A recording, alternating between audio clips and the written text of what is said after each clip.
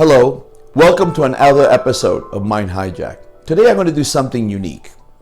I am going to share my professional background and training and practice with my patients.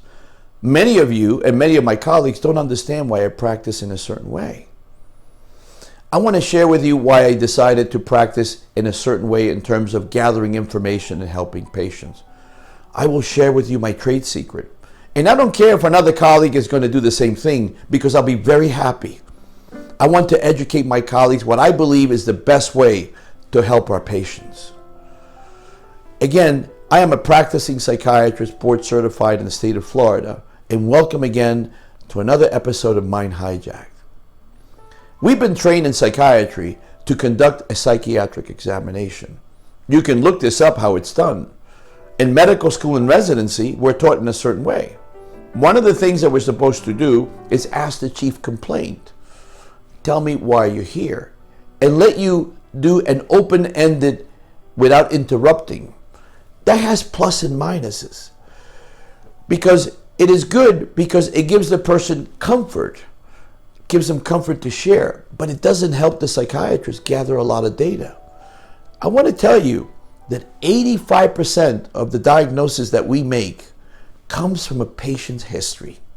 And for those colleagues of mine, if you think you're going to gather that information in the first hour by an open interview, I hate to tell you, you will not succeed. I have a very different approach in gathering information. Remember, the mental status, the observation that you see during the whole process only constitute 15% or less, 10% of your diagnosis. Remember, you still have to do genetics tests. Yes, genetic tests. I will tell you what that means. And laboratory. So how can you help a person when they come to you for the first time? I have been criticized as a very close-ended, but yet very highly informative psychiatrist. When they realize that they get results within 2 or 3 visits, they're highly impressed. But how do you achieve that success? I will tell you. One of the biggest obstacles when people come to you is them opening up to you. Do you really think that somebody on the first encounter is going to share your whole life face to face? You know, one of the things I learned, that if you give your patient a questionnaire on a computer, they tend to open up. They tend to self-disclose. Things that they will not dare tell you. It's only up to you what information you ask them. I have a particular protocol of patients that give me a great deal of data. Sometimes when patients are anxious and you tend to write what they say, they can tell you later on, doctor, I never told you that. And it's called hearsay. And they're doing it not because to be despiteful, because they're nervous. So one of the things I do in my practice, I have designed a particular protocol of history taking where the patient is given this free hour where they can self-disclose all the symptoms in a structured format. It's taken me 10 to 15 years to design this protocol. That's what makes it so unique. You see, by allowing the patient to tell me without interruption all their symptoms, I will be able to gather all this information. The next thing I do, I select certain measured instruments. One of the instruments I enjoy doing, it's called a mini neuropsychiatric exam. Why that one? The mini neuropsychiatric exam, it is a very detailed exam that is applied in clinical trials. In fact, it is a gold standard for patients to get a diagnosis. And the beautiful thing about it, it could be done by the patient with very structured and scientifically proven methods of gathering this information. It is a test that we consider highly specific and very sensitive. Now, there are many other tests and tools, like, for example, if you have confirmed that the patient is depressed, you can do certain things like the HAM-D, which tells you how severe. But we don't want to know the severity. Remember, a patient is coming to you already knowing that they have a problem, but they don't have any clue what to say. So one of the diagnostic tools I use is the Mini. It's very unique because the information that they provide you on their own history will align and will be confirmed by this Mini. Why is this important?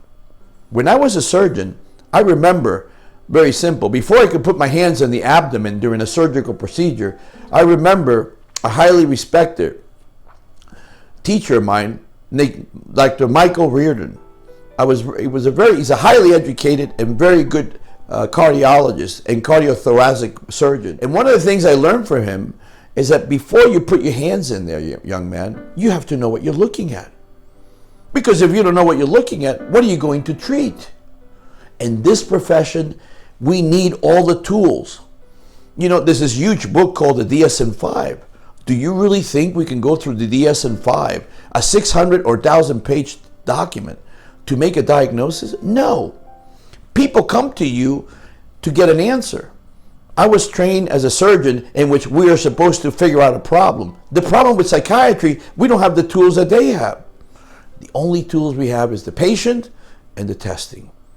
Once we gather this information, then I talk to the patient. I can see that they're matching what they're saying. And it gives me much more confidence. Okay, so now that I have this background, I ask him one critical question, usually 2 or 3.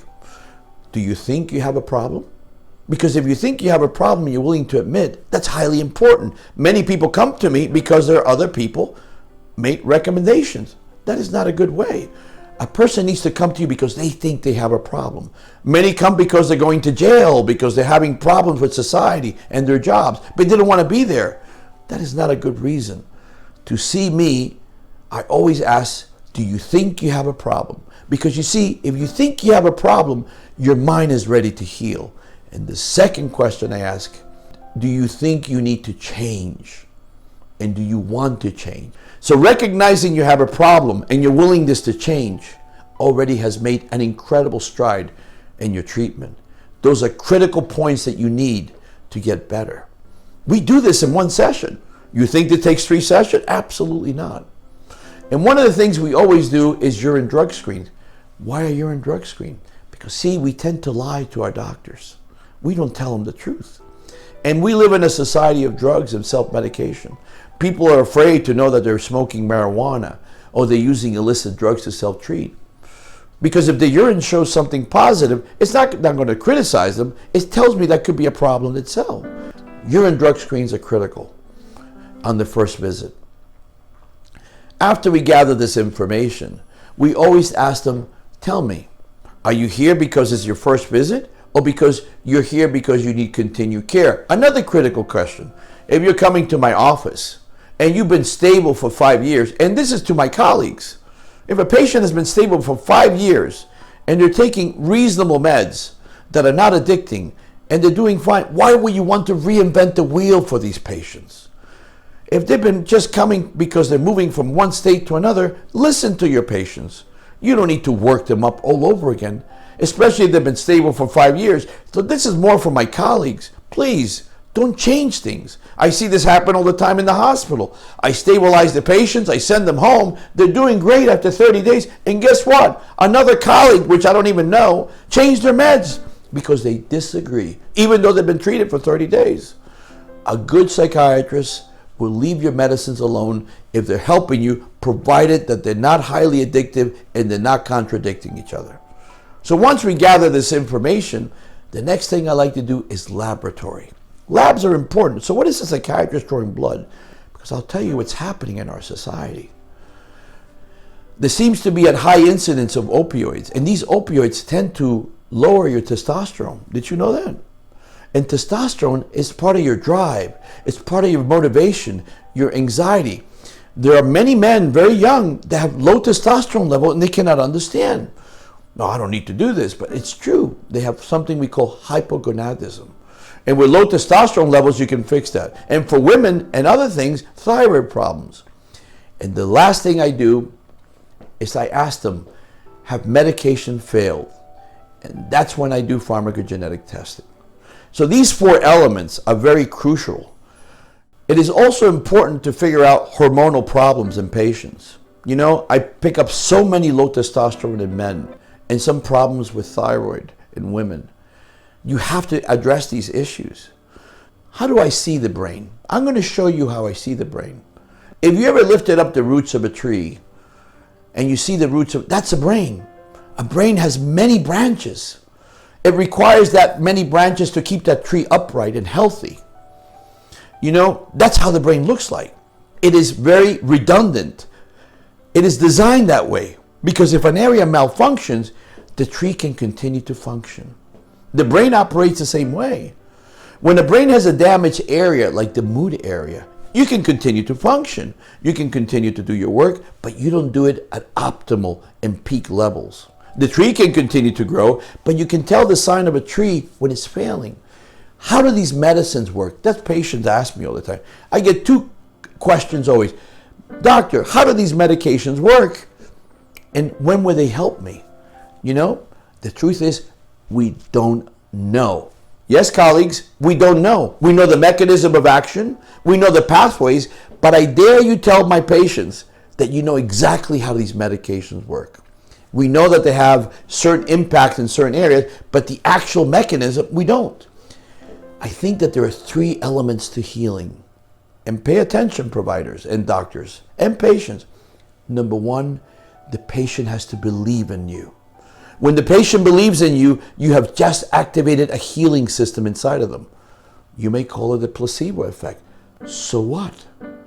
That placebo effect and that belief system already is activating healing mechanism. If that wasn't important, why would we do clinical trials doing a blinded study? Because we do pay attention to the placebo effect. And that will be a whole topic in the future.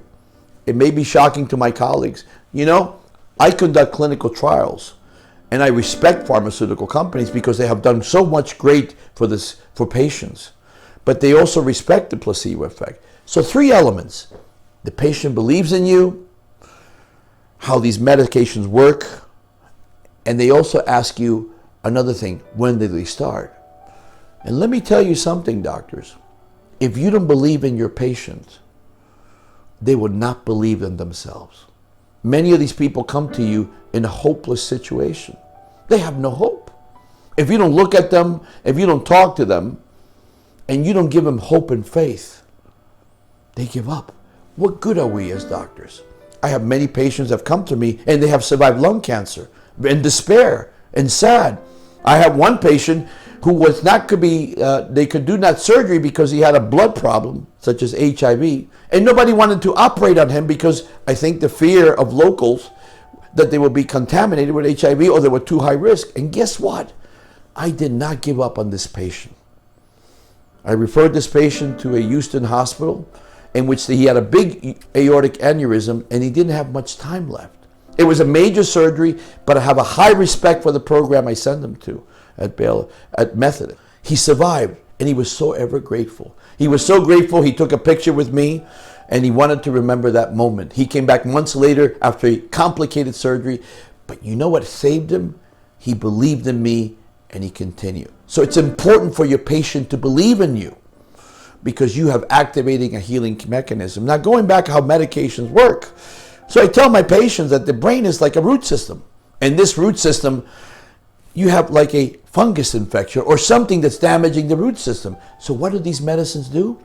These medications attack and protect that root system by stopping the malfiring of the neurons causing depression. How does that help you? Because if you can shut that noise down, you give the person opportunity to have a better life. And yes, positive experiences, love, happiness, and prosperity, and the way that they know it, creates new root systems. The brain is very neuroplastic, a highly adaptable organ that keeps to heal itself.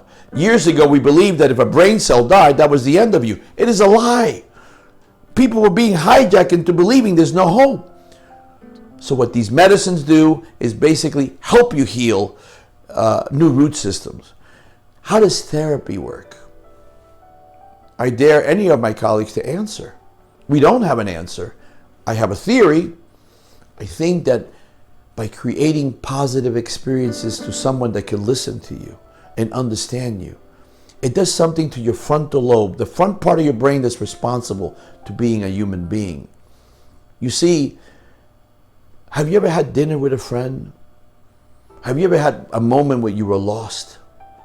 In the darkest hours of your life, somebody walks into your life, and that's another topic. Synchronistic experiences is not to be taken lightly. just in particular when you thought it was the end of your life, somebody walks into you and they listen to you. How did you feel after that? You felt better because your brain has been activated to heal. And that's going to be another topic. And there's much research on that. So these elements are very important in the healing process of my patients. I can tell you with a lot of confidence, I'm often called Dr. House. I'm more than Dr. House. I like to fix things, but I see beyond a lot of this stuff. In fact, Dr. House is a great program, but I'm not Dr. House. I am very cynical. I am very upset at what I see out there. I think that there are better ways to treat our patients. But in my practice, this is my approach. It's to diagnose, find the answer, prevent problems, and give people hope. Those are my three formulas. Diagnose quickly, find a pharmacogenetic medication that matches the patient, and give them hope through therapy and through listening. I don't want to see you every day. I just want you to get better. And I hope this explains. And thank you again to listening to this channel and this episode. Like and subscribe.